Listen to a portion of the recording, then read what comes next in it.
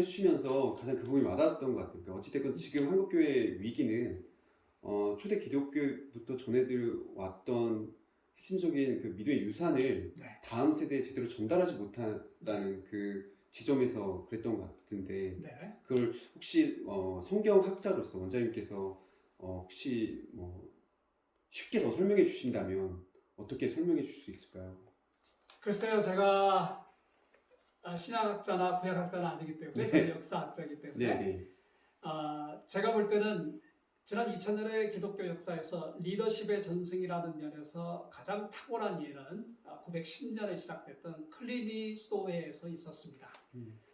많은 클리니의 보통 우리가 개혁운동이라는 이름을 붙이는데 우리는 그냥 수도원 하나가 또 12세기에 시토 수도원, 시스터시안 수도원, 그 이후에 맨디컨트 탁발 수도회 이렇게 이어졌다고 생각을 하는데 엄밀히 말하면은 16세기에 일어났던 종교 개혁 같은 근본적인 혁명적 종교 운동이 몇백 년 만에 한 번씩 일어났다고 생각하시면 돼요. 그런데 사람은 한 세대를 벗어나면 누구나 타락하게 돼 있잖아요.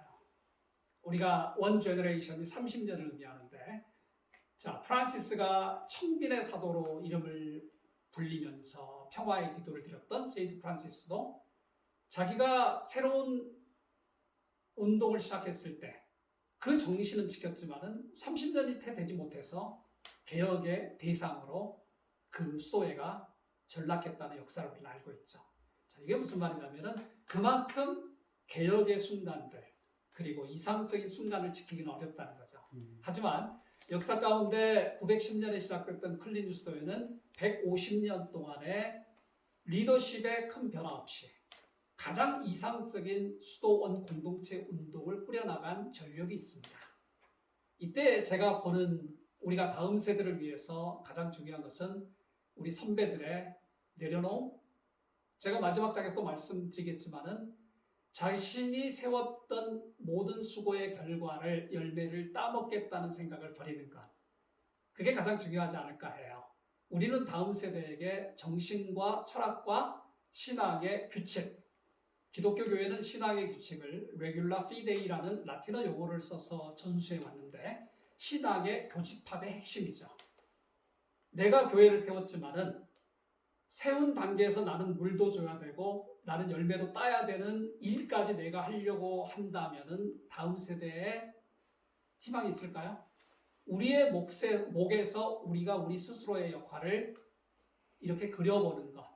그리고 다음 세대는 우리가 준 원칙과 우리가 준 신학의 규칙에 근거해서 그들만의 세계를 열어나가도록 장을 마련해 줄 때 아마 가장 이상적인 다음 세대에 우리 정신의 신학의 전달이 되지 않을까 저는 그렇게 생각합니다. 이 마지막 멘트가 너무 와닿네요.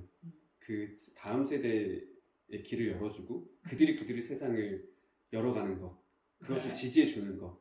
제가 여기서 거기에서 한마디만 뒷부분에 하려고 했는데 네. 첨가를 좀 시킬까요? 네네.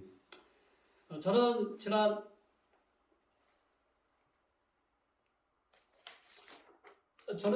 40년 동안 예수를 믿었고 지난 20년 동안 저는 한국을 대표하는 장학재단을 제가 기획을 하고 운영을 하고 평가를 해보았습니다. 그러면서 느꼈던 것은 다음 세대를 정말 위한다면 내가 수고했던 모든 것을 내 세대에 다 누려보고 나는 무대에서 내려오겠다라는 생각만 없애면 된다는 것을 깨달았습니다.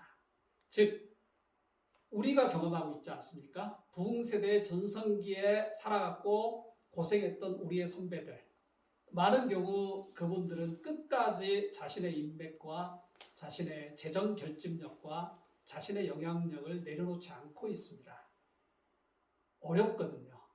일부는 세습이라는 이름으로 일부는 원로 목사라는 이름으로 여러 곳에 불려다니면서 발언을 하고 계시는 것 그 자체는 나쁘지 않지만 그것이 예측하지 못했던 또 하나의 아픔은 젊은 세대가 자기들이 결정을 하고 자기들이 운영을 하면서 시행착오를 하고 자기들의 시대에 자신들의 마음판과 자신들의 시각에 담겨진 시대 분석과 평가와 시도를 할 수 없다는 거예요. 이 말은 무슨 말이냐면 저는 제때 목회자들이 은퇴해야 된다고 생각을 하고 제때 물러날 줄 알아서 정말 어른으로 커가는 그 훈련을 저는 어르신들이 해야 된다고 보는데 후배들에게 우리가 해드려야 되는 것은 말이죠. 우리는 아까 말씀을 드렸지만은 레귤러 피데이라고 하는 신앙의 핵심 정신과 그리고 이 시대를 어떻게 신앙으로서 살아야 될 것인가에 대한 선조들에 대한 엑기스의 이야기와 그걸 전달해주고 그들의 자기 결정권에는 우리가 개입하지 않아야 된다고 생각을 합니다. 우리가 보는 세대, 그들이 보는 세상 다르거든요. 그래서 무엇이 연속적으로 지속될 것인가, 무엇이 각각의 세대가 책임지고 풀어나가야 될 것인가 다르거든요. 때문에 우리 다음 세대를 정말 원한다면 판은 만들어주되 식당에 가서 카드는 넘겨주되 무엇을 먹을 것인지는 개입하지 말고 내가 밥을 샀기 때문에 끝까지 나는 남아서 그들과 어울려야 되겠다는 생각도 하지 말고 가장 좋은 부장님이 무슨 부장님인지 아시지 않습니까? 카드 주고 빨리 나오는 거예요. 물 한 잔 마시고. 그게 한국교회에서 절실히 필요합니다. 두 번째로는 말이죠. 우리는 그들의 자산권을 침해하면 안 된다는 거죠. 지금 환경운동에서도 우리가 아직 80억이 먹고 살 만한 자산이 있기 때문에 좀 더 개발하자고 말을 하는데 환경운동가들은 그럼 다음 세대는 뭘 먹고 살 줄 알고 이야기하지 않습니까? 한국 교회의 자산은 어느 특정 교회 설립자의 몫이 아닙니다. 한국 교회는 모든 땀 흘린 성도들이 같이 만들어낸 총화입니다. 그 총화는요, 일반 기업에서 내 시대, 내 한 사업에만 몰두를 해서 다 소진하지 않지 않습니까? 세대를 넘어가서도 지속 가능한 발굴을 하고 주제를 투자를 하고 하지 않습니까? 한국 교회는 이런 정신을 좀 이제는 배워야 되지 않을까 하는 생각이 들어요. 그래서 다음 세대의 자기 결정권과 그들이 활용할 수 있는 자산권을 침해하지 않고 그들이 활용할 수 있도록 넘겨주는 것도 가장 실질적인 대안이 되지 않을까 하는 생각을 해봅니다. 네, 너무 동의되는 말씀 감사드리고요.